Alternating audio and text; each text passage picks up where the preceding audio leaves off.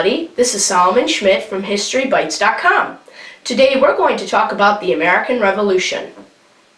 After the Boston Tea Party, the English government kept doing things to anger the American colonists.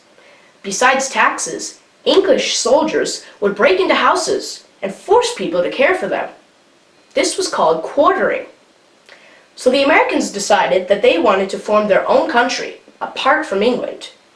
To become their own country, the colonists started a war in 1775 at Lexington, Massachusetts against the English, called the American Revolution.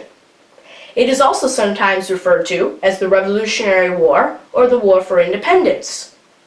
During this time, an American named Thomas Jefferson wrote a very important document called the Declaration of Independence with the help of 4 other men, including John Adams and Benjamin Franklin.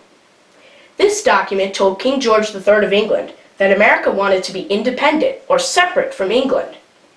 The Americans chose George Washington to lead their army during the American Revolution. General Cornwallis was a main English leader. General Washington led his army through many battles, such as the battle at Trenton and the battle at Princeton. During the battle at Trenton, George Washington crossed the icy Delaware River. The English army was very powerful and well organized. The American army did not know a lot about fighting, and it seemed like the English would win. Even though the Americans won important battles like the battle at Trenton, many of them still worried that the English would beat their small army. To solve this problem, some Americans, including Thomas Jefferson and Benjamin Franklin, asked the French to help them fight.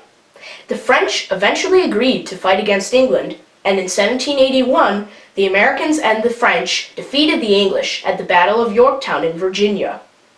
A treaty was later signed in 1783 called the Treaty of Paris, which officially ended the fighting. The Americans had won the War for Independence and now had their own country. However, they still had many problems to work out.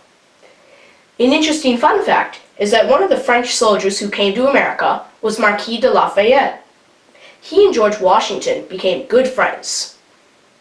Be sure to check out our History Bytes YouTube video on Marquis de Lafayette. There is a famous painting of George Washington kneeling beside his horse, praying at Valley Forge. An important lesson we can learn from the American Revolution and George Washington is to trust in God through all of life's difficulties.